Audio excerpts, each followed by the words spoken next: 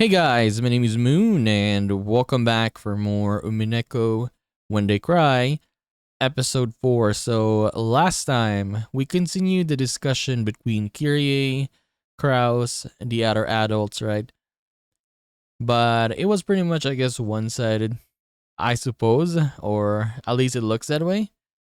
Kyrie and her side is, yeah, it looks like they're winning, but we saw Kinzo, right? He said he will appear in the dinner that they're gonna have. So that is interesting. So we're gonna find out what happens today. So let us continue. Forcefully opened the door with a clunk. Rosa flew in with Maria. 源氏さんか誰かいない？誰でもいいの。バスタオルを持ってきて。 There was already a full-blown typhoon outside, and it was starting to pour down hard. Even though she had an umbrella, Maria had been in the rose garden amid all that wind and rain the whole time. She had grown ice cold. Maria had gotten into a minor fight with Rosa in a rose garden and had been told to stay there. So yeah, this event, it already happened. So I guess they're not gonna show it to us anymore. So she had done as she was told and had continued to wait on that spot even though rain was pouring down. Rosa certainly had gotten a little emotional and angry. A little. Yeah, a little. But Maria's stubborn whim was probably more to blame. The cousins who had seen that exchange were relieved to see that the mother and daughter or the child were close to each other again. Rosa scrubbed Maria's head with a hand towel. She seemed overcome with worry that Maria had caught a cold, but Maria herself was nonchalant. 大丈夫？寒気とかしない？やっぱり一度戻って着替えさせた方がいいかしら。全然平気。それよりお腹空いたから着替えよりご飯がいい。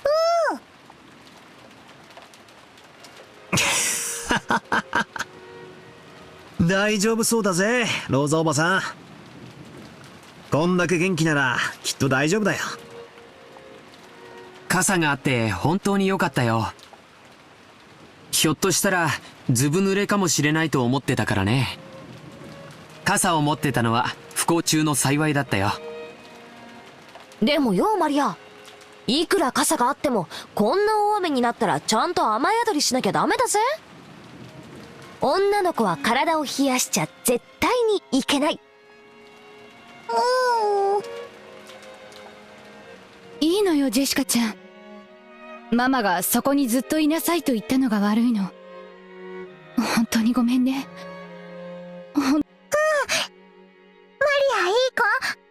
ママの言う通りにしてたからいい子。寒くてもずっといた。ママが来るまでずっといた。マリアは本当にいい子よ。ママの言いつけをちゃんと守ったわね。本当に偉いわ。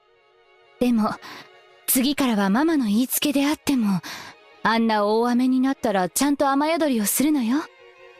いいわね。ママと約束よ。ママと約束。As Rosa gently held Maria, they joined their pinkies together and promised. Butler and the others realized that by touching her mother's pinky, the warmth had started to return to Maria's body. カノン君、タオルをありがとう。助かったわ。それでは失礼いたします。 As Canon bowed with a blank expression as though he had done nothing that required gratitude, he left the parlor. さあ、もうお夕飯よ。みんなも行きましょう。偉いマリアには後でママの分のデザートも分けてあげるわ。本当ママ。デザートもらえる。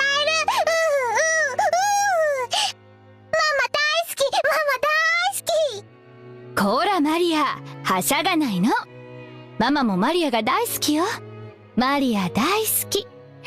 マリア大好き。It's so nice looking at them like this. But you know what happens when Rosa gets angry, right? Yeah, it doesn't last. It doesn't last. マリアもママ大好きママ大好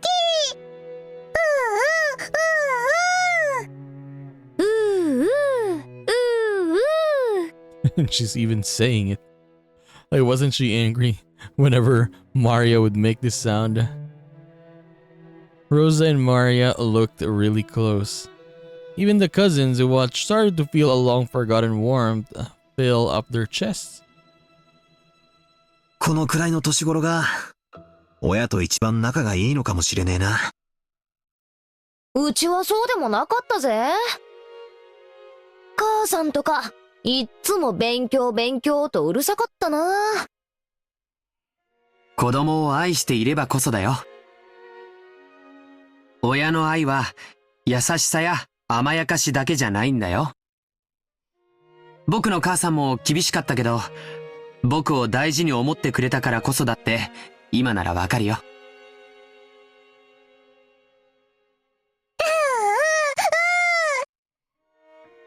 ママ大好きママ大好きマリア大好きマリア大好きさあ食事に行きましょう。お手手つないで仲良くね。お手手つないで仲良くママとマリア仲良し仲良しそうよ。ママとマリアは仲良しよ。いつまでもずーっとね。愛してるわマリア。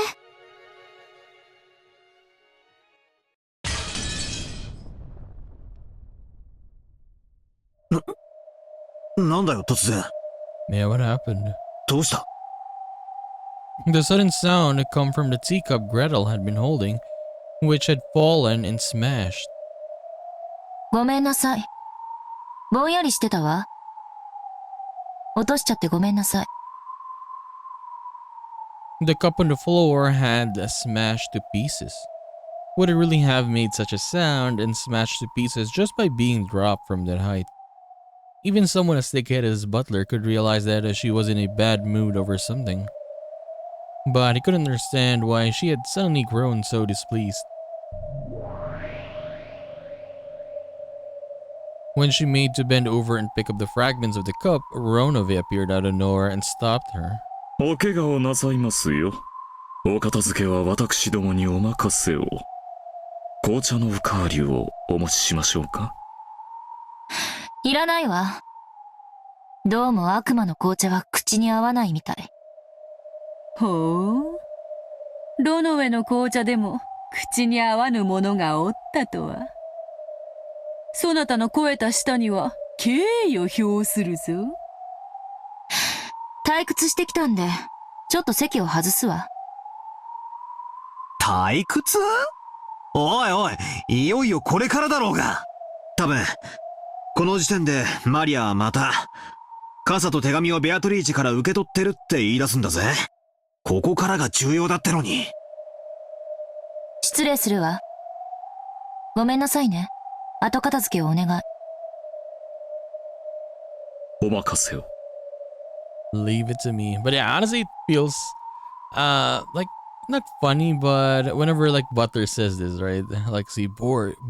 Wait a second. This is where things start to get interesting. About now, Mario is probably gonna say that she got an umbrella in a letter from Beatrice again. So yeah, that's why this is so different from Higurashi, is because the characters, yes, they know, like not all of them, of course, only some of them, Beatrice, Butler, Ronove, like yeah, they know what happened to the other games, and then yeah, they're saying it here. So it's kind of nice. It's kind of nice. So I can't wait to see how different this is gonna be, I guess, once we shift towards the answer arcs as well.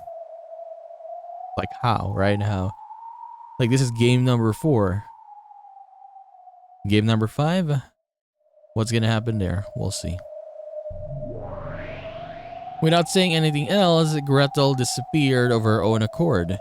Her from literally melted and disappeared into thin air. There was definitely a displeased expression on her face. But neither Butler nor Ronovan, and of course not Beato either, could understand why her mood had so suddenly worsened. All that remained was the scent of the black tea she'd spilled. Okay, where are we going? I don't like it. No, to be more blunt, it disgusts me.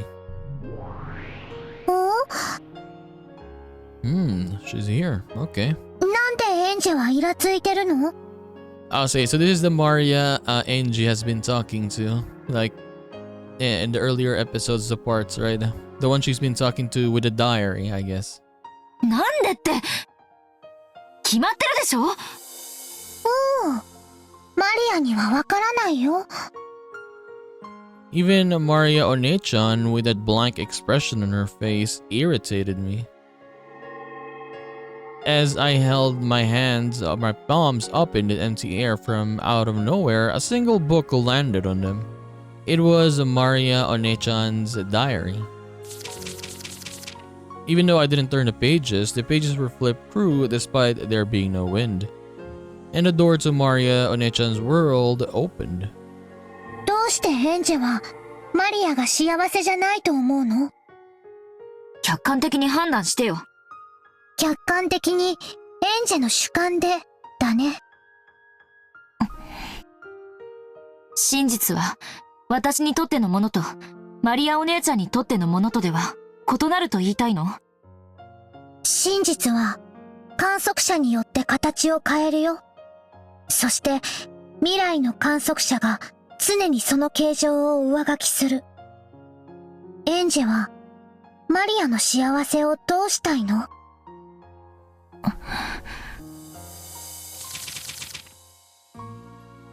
？The pages of the diary were flipped through at a greater and greater speeds. Then a brilliant light poured out from the depths of the diary, swallowing everything up and painting over everything with white.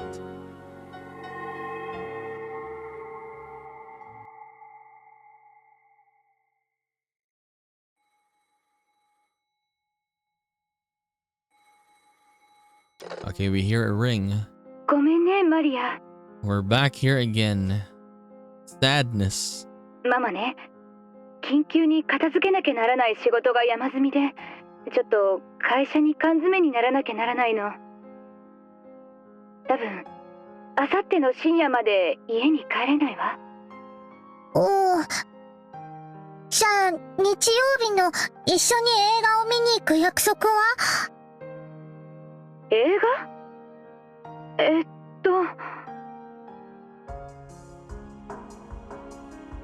？Judging by Rosa's tone, she had clearly forgotten that promise.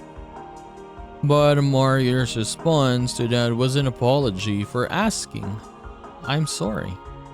Maria apologized for troubling her mother by asking that question.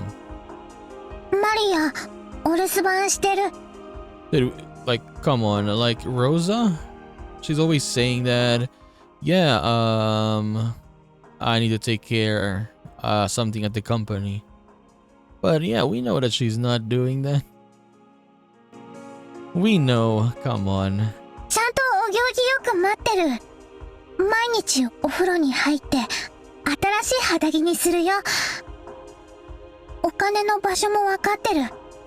毎日違うお店に行くようにする。あんまり遅い時間に出かけないようにする。おまわりさんに聞かれたらママのお使いですって言うようにする。ちゃんとママに言われた通りに言うようにする。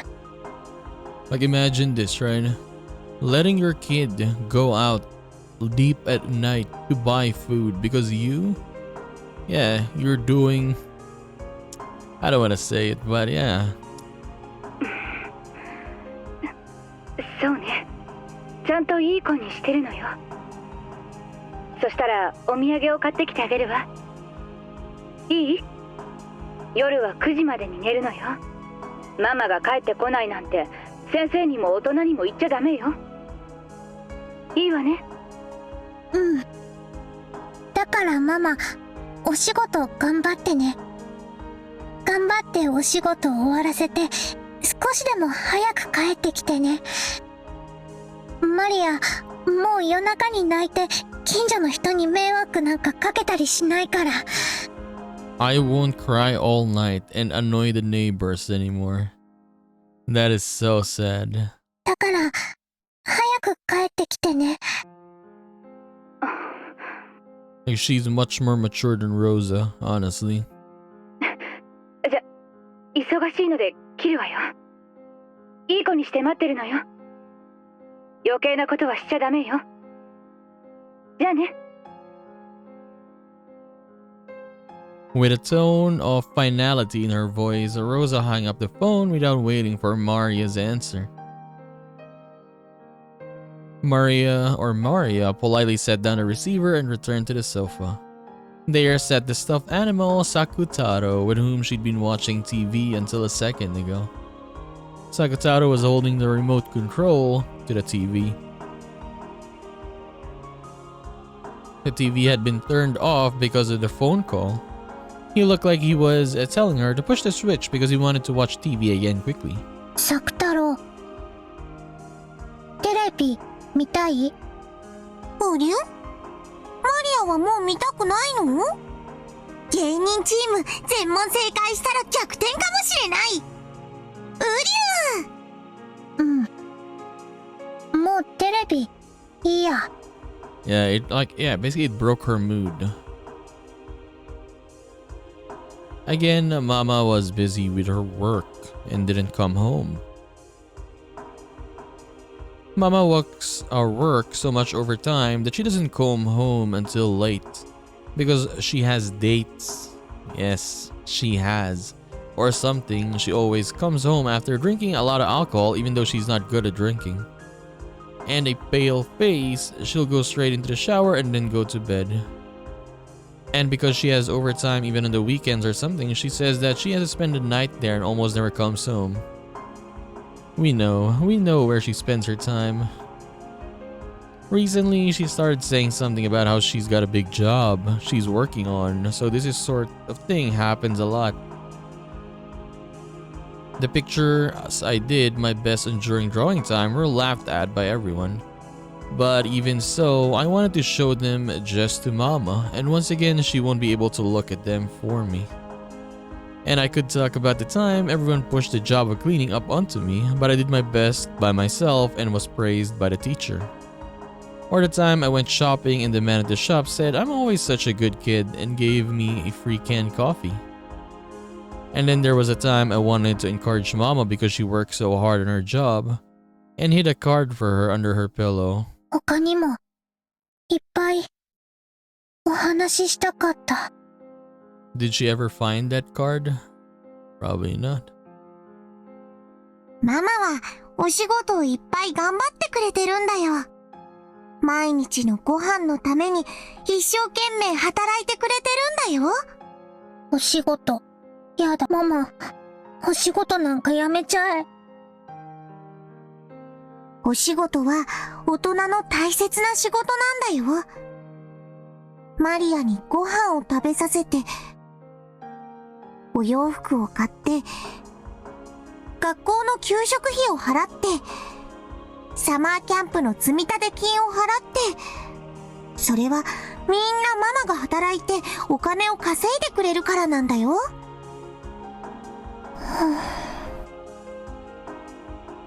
ご飯いらない。お洋服もいらない。給食もいらないし、サマーキャンプなんか行きたくない。どうせマリアをどこの班も混ぜてくれないもん。ウリュウ、ママはさっき電話でお仕事から帰ってきたらお土産を買ってきてくれるって約束してくれたよ。ママはマリアのことが大事で寂しくさせてることを申し訳ないと思ってるから、そういう約束をしてくれたんだと思うよ。そうかな。ウリュウ、めんどくさかったり嫌だったりしたらそんなことはしないもん。ママだってマリアのそばにいつだっていたいんだよ。それができなくてママも辛くて悲しい。ママが泣きながらずっとマリアの隣にいて夜を過ごしてくれた日を僕は覚えてるよ。なんでママが泣いてるのかわからなかったけど、悲しむママが悲しくて、ただマリアは黙ってママのそばにいることしかできなかった。あの時最後にママが言ったの僕は覚えてるよ。マリアにありがとうって言った。ただそばにいてくれるだけでマリアだけが世界でただ一人の味方なんだよってママは言ってくれた。ウリュ、覚えてる？マリアが世界でただ一人の味方なんだよってママ言った。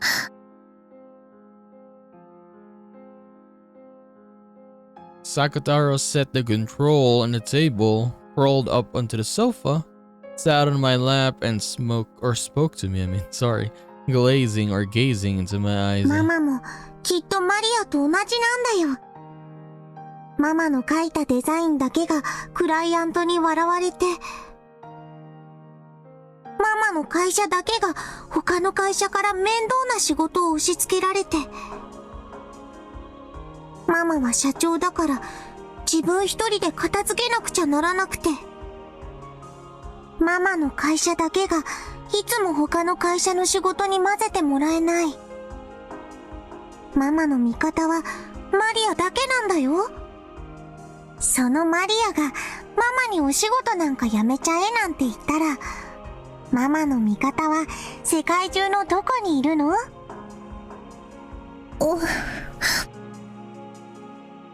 サク太郎。僕には世界中でただ一人マリアがいる。ママには世界中でただ一人マリアがいる。マリアにはママもいるし、サク太郎もいる。だからマリアは寂しくなんかない。ウリュウ。ママはお仕事が忙しいからなかなかマリアと一緒にいられないけど、マリアはどうかそれを責めないで。その代わり僕はいつも一緒に、そしていつまでも一緒にマリアのそばにいるから。だから泣かないで。ウリュウ。僕が一緒じゃ悲しみを止められない？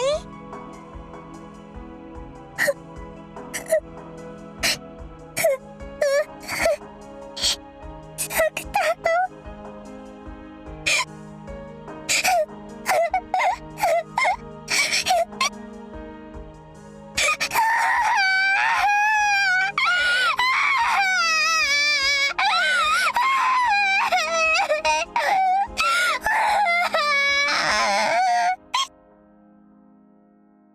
I don't want to play this anymore.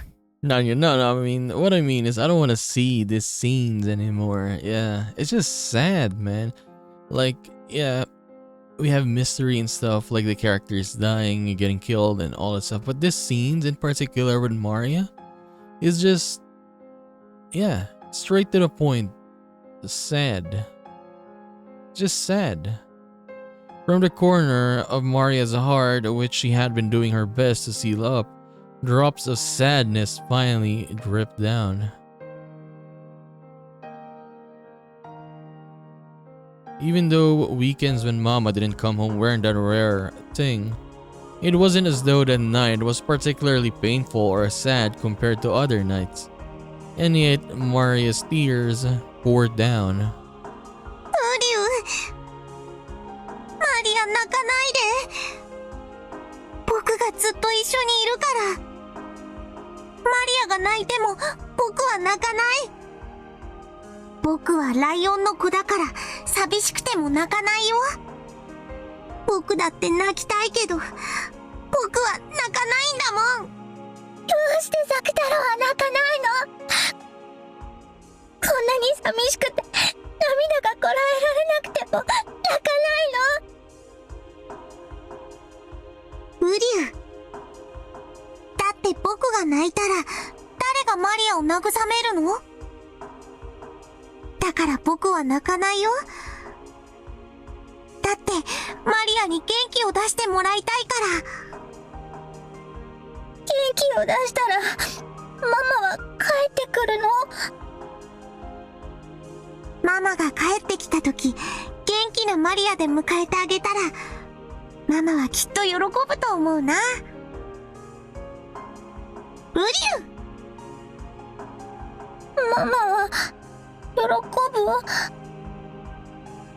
ぶ？ウリュウ。そしたらきっとお仕事の疲れもきっと癒されると思うよ。そしたらきっといつもより早く元気になってくれて、マリアともいっぱい遊んでくれると思うな。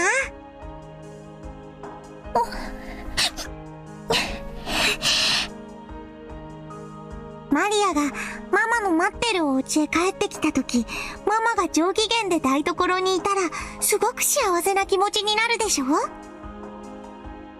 ママもきっと同じだよ。マリアがご機嫌でお留守番してたらママも幸せになるかな？ウリュウ。Sakutaro nodded deeply with his big head.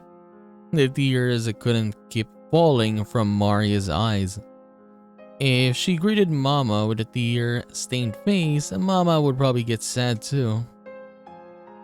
Probably not. マリアは知ってるよ。笑顔を呼ぶ魔法は自分も笑わなきゃできないってこと。マリアは知ってるよ。だからもう泣かない。ねえマリア、僕から楽しく過ごす提案があるよ。ウリュウ、聞いてくれる？何？ママが日曜日の深夜まで帰ってこないから、だからママに内緒のパジャマパーティーをして遊ぼうよ。Pajama party? パジャマパーティー？今夜は眠くなるまでベッドの中でお菓子を食べたりジュースを飲んだりしながら僕と遊ぶの。パジャマパーティー？楽しそう。9時に寝なくていいの？寝ないとママに怒られない？ママがいない時だけの僕とマリアの秘密。だから今夜はマリアが眠くなるまでずっと僕たちで楽しく過ごそう。ジェリービーンズを食べながら次は何の色を引くか当てっこして遊ぼう。ピーナッツを割ってどっちがおじいさんか当てて遊ぼう。 Let's split open peanuts and try to guess which half is the grandpa. クローゼットの中を宝探ししよう。 Okay, let's see. Tips.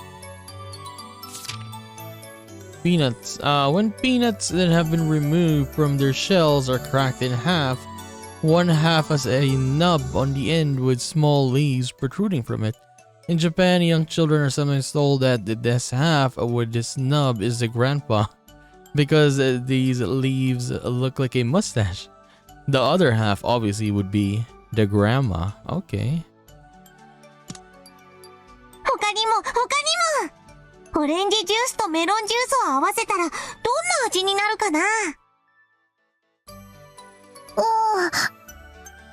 いっぺんやってみたかったけどママにやっていいって聞いたらダメって怒られた。ウリュウ、ママに内緒で実験してみよう。今夜はいっぱい遊んでいっぱい笑って涙を元気で吹き飛ばしちゃおう。大丈夫、僕と一緒だから絶対に楽しいよ。僕が絶対にマリアを幸せにしてあげるから。サクタロと一緒なら絶対に楽しいよ。絶対に幸せになれるよ。ありがとうサクタロ。もう泣かないね。とびきり楽しく二人で過ごして、思いっきり元気になって、ママをお帰りなさいって迎えちゃおう。うりゅう。今夜はいっぱい遊んで、いっぱいご機嫌になっちゃおう。ママがいない夜にしか遊べない秘密のパーティーでいっぱい遊ぼう。僕たちが賑やかにしてたら、きっと鏡の国や不思議の国からたくさんの友達が遊びに来るよ。From the land of the looking glass and Wonderland. Alice in Wonderland. そしたらもう、僕たちはお友達でいっぱいで、退屈なんかできなくなっちゃう。うりゅう！えりゅう！ Like, even though that was like a feel-good moment there, it's just sad. Because she's making herself feel good in spite of, the circumstances that she's in. She's all alone yet again. Her mom not there. I think, like, for Maria, of course she's gonna be happy if, was it movies earlier, right? Yeah, if they went to the movies. Yeah, she would be happy with that, of course. But I think what's important to her is she wants to be with her mom, but yeah, she's not here all the time, and it's just sad seeing that. I guess that's why this is what NJ was saying or implying, right? Maria is like she's having sad times, but I guess in the diary, I suppose she's writing like good stuff, but in reality she's having a bad time because her mom was not there, right? She's always not there and she's always alone. But in her diary, she's writing that, oh, I did this, I did that. I think it's something like that. That's why Angie is kind of like getting annoyed, I guess. Like, Maria is so happy, very, very happy. But she has these deep feelings, I guess. Like earlier, she cried, right? But yes, something like that. Like her deep inside, she's sad that she's alone, all of this stuff. Okay, then Maria began her pajama party all alone with Sakutaro, having fun until late into the night. She played by sticking her hand into the bag of jelly beans without looking, trying to guess which color she'd pull out next. Sakutaro had good intuition and got it right a lot. Maria also had a brilliant streak where she had guessed right 4 times in a row. The game where she split peanuts open and tried to guess which was the grandpa was easier than guessing the color of the jelly beans, so she got it right a lot. Sucking her salt-covered fingers was impolite, but that was the yummiest part. She liked the both cola and melon soda on their own. Is there actually melon soda? I've never seen a melon soda. She hoped that by mixing her 2 favorite drinks, there might be a flash of light like alchemy, and a new drink that no one had ever tasted before would be created. She got excited about how it turned out really delicious. She'd call it Sakutaro soda and sell it.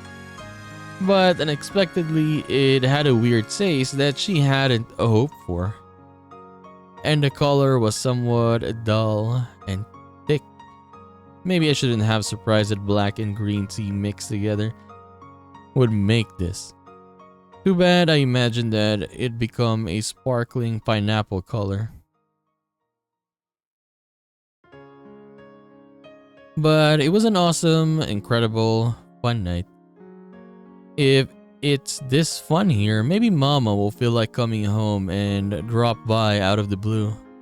So I got the feeling that Mama might suddenly come home and went to the front door many times to check. But there was no way Mama would be able to come home when she was this busy with work.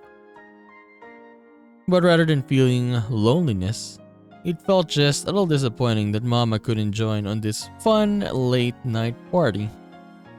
Sometime soon, I'll do this when Mama's around and let her join in. Mama likes some things I don't think are yummy. So maybe she'll really like a Sakutaro soda. When Mama comes back tired, I'll serve her some. And more than anything, I want to at least write about this fun night in a letter and tell Mama about it. so that these feelings of happiness will reach Mama too. Her work is always so tough, and she comes home so tired, so I hope I can share the happiness with her. Mama will almost certainly come home tired late Sunday night, and I hope I can brighten her day even just a little by sharing this happiness. I gently place a letter on Mama's desk. To Mama, good job with your work again today. Let me share my happiness with you. From Maria. Then I decided to give a present to Sakutaro for proposing this wonderful party. You can see how many stuffed toys Maria has. Yeah, I guess pretty much from Rosa giving her all these toys because she's not around. It was a small red muffler I found when searching the treasure in the closet. When I was still very young, Mama knitted this tiny thing. Maria was embroidered on it with a knitting wool. I softly wrapped that muffler around Sakutaro. It really suited him, and he's yellow with red very well. Uryu, niau? He has a little metal in him as well. Look at that. Sakutaro looked embarrassed as he wore his first present ever. Yeah, it really looks good on him. サクタロ、いつも本当にありがとう。こんなにも楽しい夜になったよ。どうしてマリアは泣いてたのか、もう思い出せないくらい。これからも一緒にいようね。そしていつも楽しく遊んで笑っていようね。うりゅう、マリア大好き。マリアもだよ。サクタロ大好き。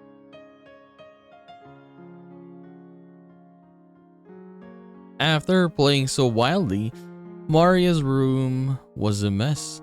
Maybe she played a little too much. But I'm tired for today, so let us sleep together.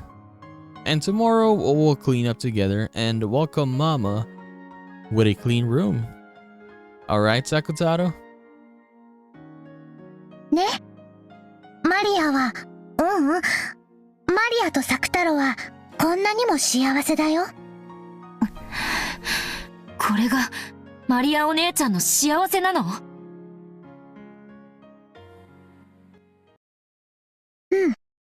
マリアは幸せ。ローザおばさんはあんなにも楽しみにして絶対だよと約束した映画の約束を完全に忘れてた。お仕事で忙しかったからたまたま忘れちゃったんだよ。仮に覚えてたとしてもお仕事じゃどうしようもない。覚えてても覚えてなくてもどちらにせよママはお仕事でお泊まり。映画には行けなかった。約束を覚えてたかどうかなんて些細な問題だよ。There's no way that's a minor issue. After all, when Rosa answered movie on the phone, it was obvious that she'd completely forgotten her promise. And when she heard that, Maria's mood definitely darkened. 確かにマリアお姉ちゃんの言う通り、ローザおばさんが約束を覚えていたとしても結局映画には行けなかった。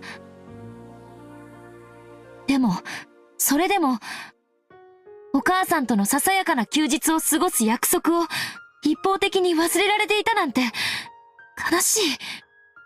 私なら怒る。悲しかったよ。たとえ覚えててくれたとしても映画には行けなかったわけだから。でも私はその後サクタロととても楽しく夜を過ごした。エンジェもパジャマパーティーがすっごく楽しそうだって思ったはず。楽しいわけなんかない。だってこの夜のマリアお姉ちゃんのはしゃぎぶりはお母さんが帰ってこなくて寂しくてそれを忘れるためにわざと空騒ぎをしただけじゃない。Yeah, exactly. Like, yeah, to basically so she can forget that her mom wasn't coming home, or the movie they were gonna see, it was not gonna happen. Yeah, it's for her to basically forget this. 違うよ。サクタロと本当に楽しくパーティーをしたんだよ。いいえ、違う。お姉ちゃんは悲しくて悲しくて、約束を忘れてたお母さんが憎くて憎くて、部屋で暴れただけじゃない。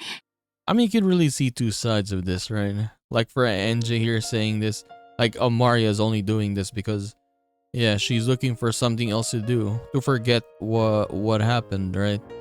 And then Maria, I mean, you can see the scene, like she was having fun there, right? At least. そんなこと、マリアの日記のどこに書いてあったの？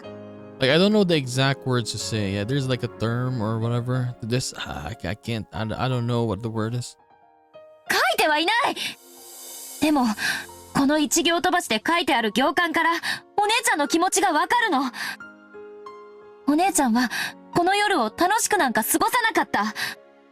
それで、言いつけを破って夜更かしをし、おやつの時間以外には食べてはいけないと厳しく言われていたルールを破ってお菓子を食べ、それでも悲しみが埋められなくて、部屋の中で暴れて、散らかしただけじゃない。そして部屋中を散らかして、疲れ切って、そのままベッドのシーツをかきむしりながら、泣き疲れて眠っただけ。日記には確かに、ママが映画の約束を忘れてたらしいこと。そして、私が夜更かしをしてサクタロとパジャマパーティーをして、宝探しで部屋を散らかしてしまったと書かれてるね。ええ。それはつまり、そういうことじゃない。マリアお姉ちゃんは、ローザおばさんの愛に飢えていた。そしてローザおばさんは、自分の仕事や世間体ばかりを優先して、いつもお姉ちゃんを後回しにしていた。だから虫唾が走るのよ。ローザおばさんのお姉ちゃんのことを愛しているという言葉がどれほど上辺だけのものか知っているから。お姉ちゃんだって知ってるはず。なのに、なんで自分は幸せだなんて言えるの？ハリアお姉ちゃんのそのあたりが私にはわからない。この年になってもさっぱり理解できない。どうして悲しくないの？どうして不幸な現実を知りながら自分は幸せだなんて言えるの？私にはできない。わからない。エンジは悲しい子だね。 You're a sad kid. わけわかんない。どうして私が哀れまれなければならないの？私の日記にはこんなにも楽しくパジャマパーティーの事実が記されているのに。Even though a fact about a really fun pajama party is written about in my 同 diary. じ事実も異なる人間が観測すると異なる姿になってしまうんだね。I remember talking about something like this with Burn Castle.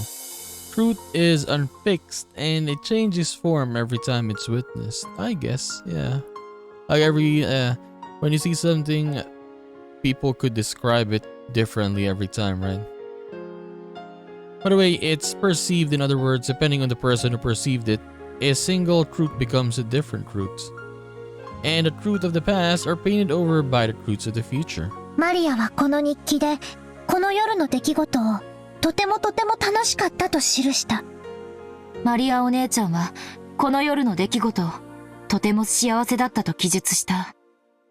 But I guess you could say that NJ could, let's say, relate, I suppose, because yeah, for her, yeah, her family, yeah, they died basically, so she was all alone as well. So you could say that NJ is relating to her a lot. That's why this diary is really good for her, or she enjoys it a lot because of that. Reading all what Maria has wrote in here. Or written, I mean. なのに日記を読んだエンジェはこの夜の出来事をとても悲しかったと読んだ。I bet you could say that maybe NJ did this to herself as well. Like, yeah, maybe she did a pajama party on her own to forget that her family is not there, her mom is not there, her dad is not here, not there. Maybe you could say that. That's why whenever she sees the diary and she sees the things written there and she knows Rosa, was not always there, it's a different feeling, right? マリアお姉ちゃんは幸せだと記述したのに、私はそうではないと読み解いた。やめて。これは幸せな夜を記したものなの。これがこの夜の真実。お願いだからその幸せな真実を新しい、そして異なった真実で塗りつぶさないで。マリアお姉ちゃんにはこれで幸せなの？ This word, truth, right, has been said a lot in this episode. Yeah, we're pretty much, just started a couple of parts into this episode, but a lot of truths. Okonogi kept talking about love and truth. Now we're talking about truths again, different truths this time. 幸せ。だから同じ境遇の時、幸せに感じられないエンジェがかわいそう。Right now, I'm like she was then, just isolated with no friends. Exactly, see?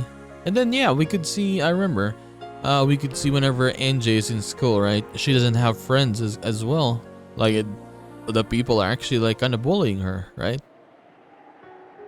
NJ had accepted her isolated reality for what it was. But Maria painted over her isolated reality with a reality of happiness. Ushiramiya Maria took a sad truth and changed it into happiness. That was the only and yet very large difference between me and Maria One-chan. And even though I am unable to accept it, I am jealous of that power. そうなの。それは力なの。その力があるマリアは幸せになれて、その力がないエンジは幸せになれない。I like how they said this though, yeah. In the sadness there, Maria could find some happiness within it.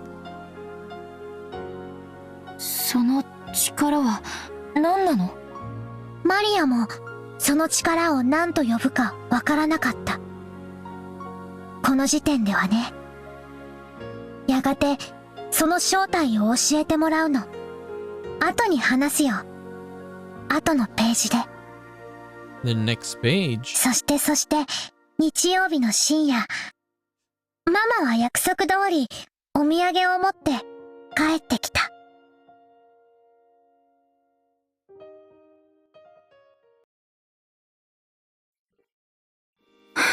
ただいま。 Okay, so the Dark Lord is back.